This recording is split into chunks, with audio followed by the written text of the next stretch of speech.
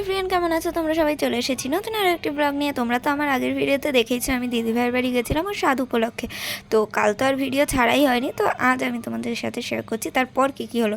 তো আমি বাড়ি যাওয়ার পরেই আমাকে আমার জামাইবাবু মুড়ি মেখে খাওয়ালো, মানে মেখে বলতে আমাকে মুড়ি দিল, আমি সেটা খাবো। তো বসে বসে মুড়ি খাচ্ছিলাম আর ওদিকে সবাই কাজ করছিল। তারপর আমিও গিয়ে টুকটাক একটু রসুন ছাড়ানো টুকটাক কাজ করার পর এই ছোট্ট বাচ্চাটা এলো, এসে আমার সাথে খেলবে খেলবে ভাব করছে, কিন্তু আমাকে যেহেতু চেনে না ভাব জমিয়ে উঠতে পারছে না। তারপর যে আমি একটু কথা বললাম, তারপরে বেশ ভাব হয়েই গেল। তো তোমরা পরবর্তী ভিডিওগুলোতে দেখতেই পারবে ওর সাথে আমার কতটা ভাব হয়েছে।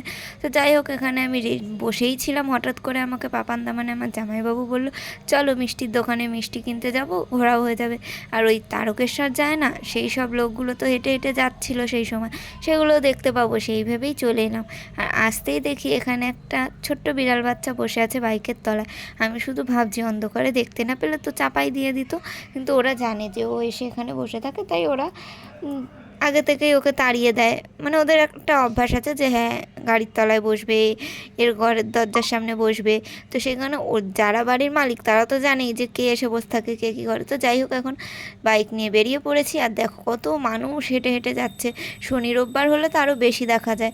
আর দেখলে একজন হুইল চেয়ারে করেও যাচ্ছে, মানে মনের জোর থাকলে আর ভগবানের প্রতি ভক্তি থাকলে যে কোনো উপায় ভগবানের কাছে পৌঁছে যাওয়া যায়। আর এখানে যে সবাই ভক্তি ভরেই আসে তার কিন্তু নয়, তার প্রমাণ আমি তোমাদেরকে একটু পর দিচ্ছি। এই যে মানুষজন যাচ্ছে সবাই তো কিছু না কিছু বলতে বলতে যাচ্ছে, কেউ ঠাকুরের নাম নিচ্ছে, কেউ নর্মালি হেঁটে যাচ্ছে গল্প করছে, কেউ গান গাইছে যে যার মতন করে, মানে সব ঠাকুরেরই। কেউ হাসি ঠাট্টা করতে করতেও যাচ্ছে, কিন্তু সবাই তো যাচ্ছে আলটিমেট পুজো দিতে ভক্তি ভরে, যে হ্যাঁ যাবো শিবের মাথায় জল ঢালবো তারপর বাড়ি আসবো, একটা আনন্দও হয় সবাই মিলে হেঁটে যেতে। তারপরে হচ্ছে গিয়ে রাস্তায় যখন ওই মেলার মতো বসে খাবার দেয় জল দেয়, সেগুলো একটা আলাদা রকমেরই আনন্দ, দেখতেও ভালো লাগে, যারা যাচ্ছে তাদেরও আনন্দ লাগে।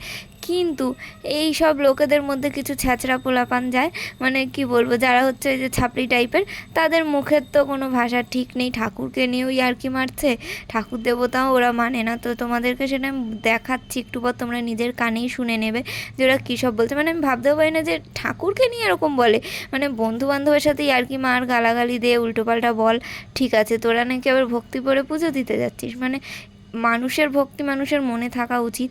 আমি আমার বাড়িতে পুজো দিচ্ছি কি মন্দিরে পুজো দিচ্ছি বড়, সেটা কথা না, ভক্তি ভরে তুমি একটু ফুল বেল পাতা দিয়ে পুজো দিলেও ঠাকুর খুশি। কিন্তু এরা এত কষ্ট করে যায়, গিয়ে তারপরে এইসব কাণ্ড কারখানা করে, ভগবান আশীর্বাদ করার বদলে ভগবান এদের উপর রেগে যায়, আমার যেটা মনে হলো। যাই হোক, একটা মিষ্টির দোকানে চলে এসেছি। এই মিষ্টির দোকানে আসার উদ্দেশ্য হলো কালকে স্বাদের জন্য কিছু মিষ্টি অর্ডার দেওয়া, যেহেতু অনেকগুলো মিষ্টি নিতে হবে, আগে দিয়ে বলে না গেলে হয় না। আর এবারই আমি তোমাদেরকে দেখাচ্ছি সেই দৃশ্যটা। ছাপড়ি টাইপের ছেলে যাচ্ছিল তারকেশ্বর, তাদের মুখ দিয়ে শুনে নাও তারা কি বলছে।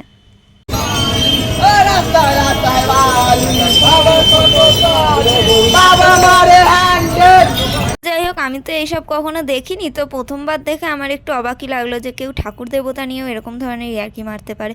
ওদের কাছে সব কিছুই ছেলে খেলা, ওদের মনে ভক্তি বলে কিছু নেই, ওরা জাস্ট মজা করে মদ গাঁজা খেতে পারবে, পুজো দিতে যাচ্ছে, সেটাই ওদের উদ্দেশ্য। তো যাই হোক, বাড়ি চলে এলাম, এসে দেখছি আমার ভিডিও দেখছে এখানে টিভিতে লাগিয়ে সবাই মিলে। যাই হোক, আজকের ভিডিওতে যা যা বলেছি ভুল কিছু বলে থাকলে অবশ্যই ক্ষমা করে দেবেন, আর অবশ্যই আপনারা আপনাদের মতামত জানাবেন। আজকের মতো টাটা।